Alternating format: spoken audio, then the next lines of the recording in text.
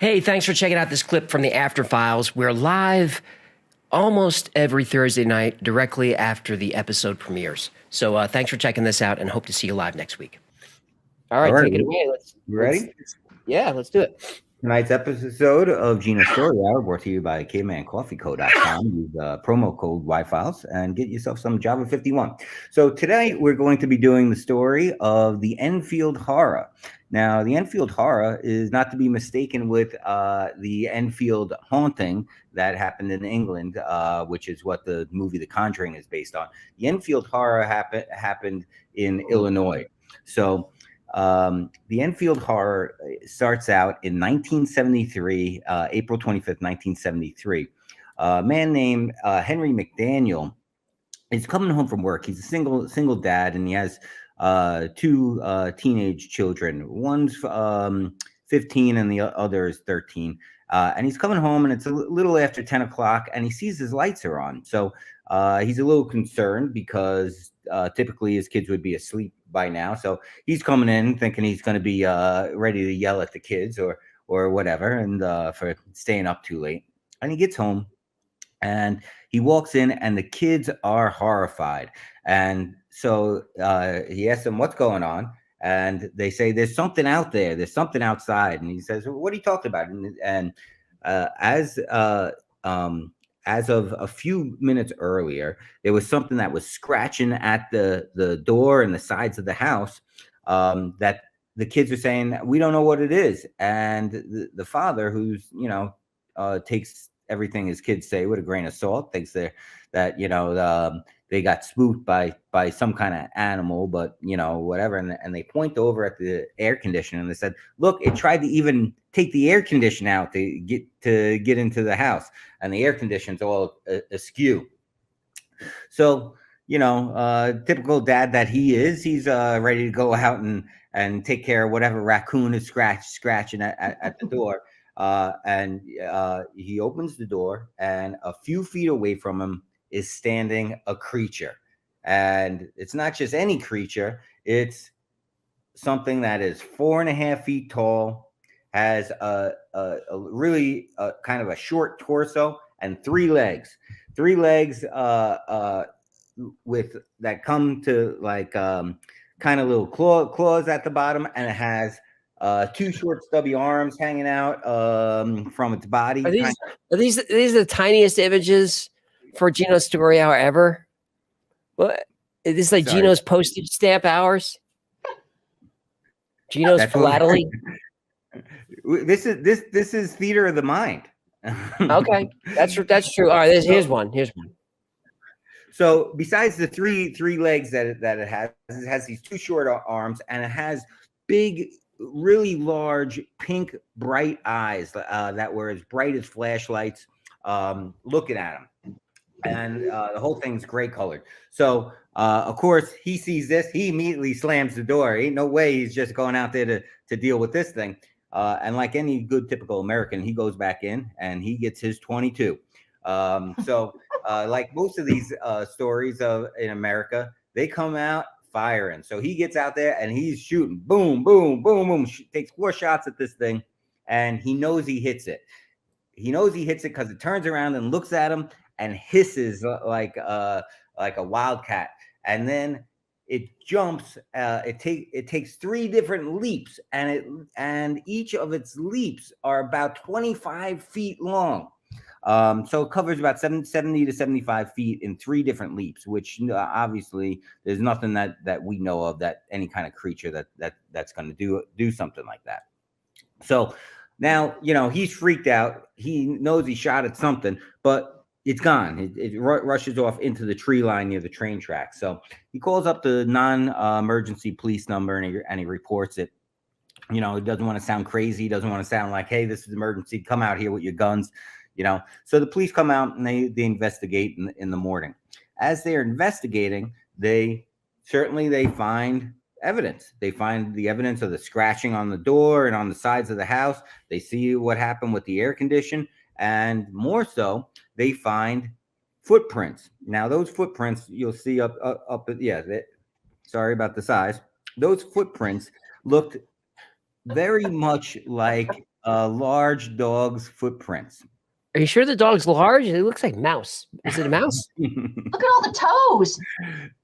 So the difference between a large dog and this was it had 6 pads instead of 5.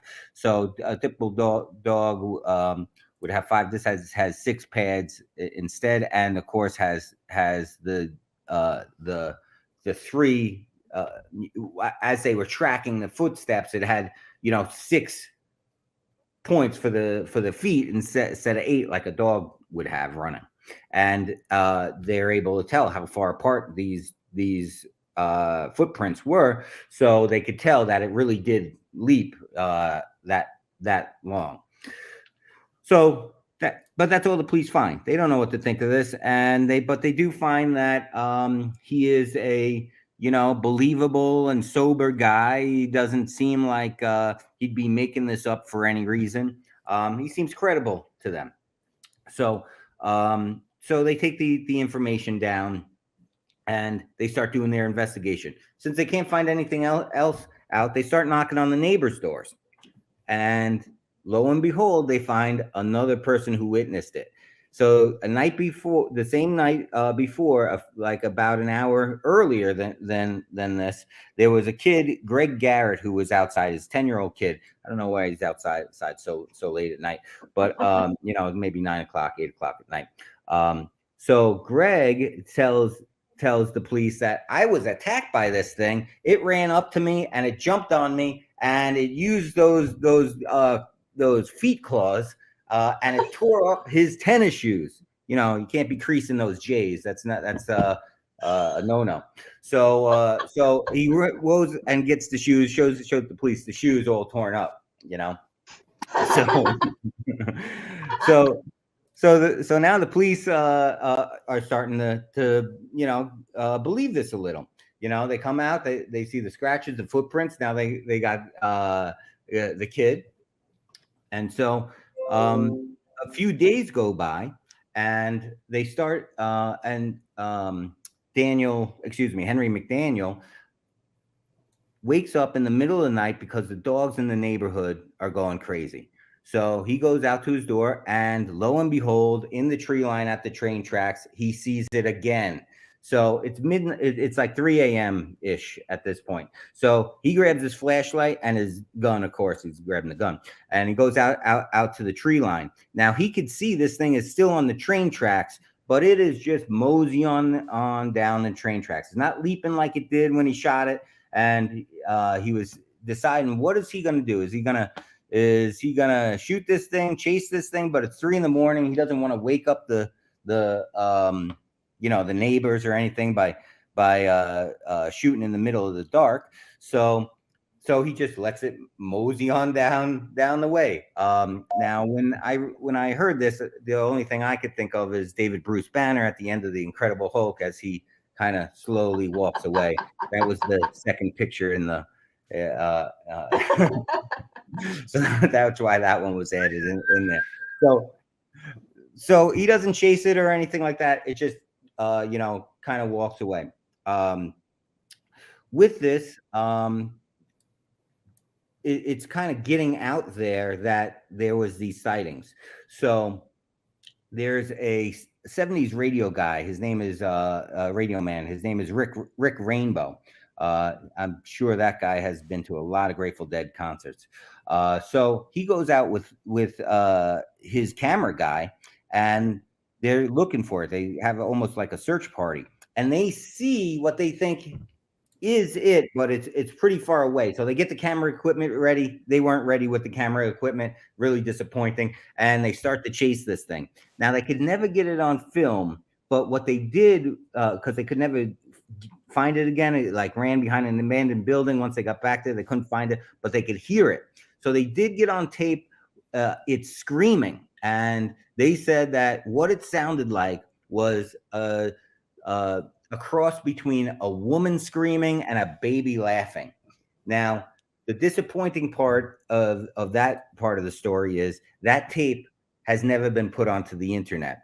It was given to another cryptid hunter who has it and has never released it. But to this day, Rick Rainbow says that's what they captured. So the day after that happened, Rick Rainbow called up McDaniel and asked him to be on his radio show, which he did. So McDaniel goes on the radio show and he tells his, tale of aliens or cryptids or whatever this Enfield monster is. And he starts getting phone calls.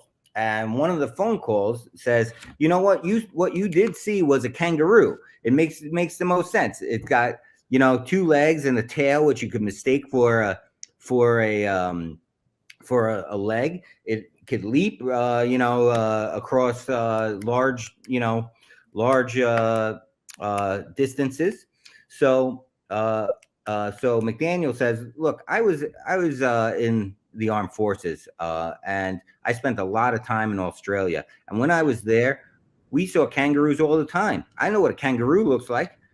They used to come up to the camp, and we used to hang out and pet them. So I know for sure what I shot was not a kangaroo, although the kangaroo story might make the most sense." So you think it's over. It's not over. So May 15th, so this is like an 11-day onslaught of the Enfield monster. So May 15th comes around and more people just keep showing up to Illinois, to Enfield, Illinois, looking for this thing. And the police get another call, shots fired. So police show up looking for what's going on. Turns out there's a group of 6 guys who are formed a posse, and they're in the woods and they're searching for this thing. And they think they found it, and they shot at it. And they think they hit it, and they said it ran faster than they've ever seen an animal run. And these were hunters guys, so they know what they're talking about when it comes to animals. However, the police did say they were pretty drunk, so they can't exactly be sure what these guys were shooting at. And of course, the police want to have something nice to wrap it up and not say it's an alien. So that was the end of the Enfield monster attacks on Enfield. However, there have been sightings of similar creatures throughout before this and after this, in Ohio, Indiana, and a whole bunch of other places. So again, to finish the story here, I'm not sure if we're talking about a monster, a cryptid, or if we're talking about an alien, but it has very similar features to a lot of the aliens we talked about, with the gray skin and the noises that it makes. So I certainly lean towards alien myself. Of course, I want it to be an alien. I believe in aliens more than I believe in cryptids, which is strange. And that's what you get for Ginos Story Hour. All right. Ginos Story Hour. There goes the Enfield monster.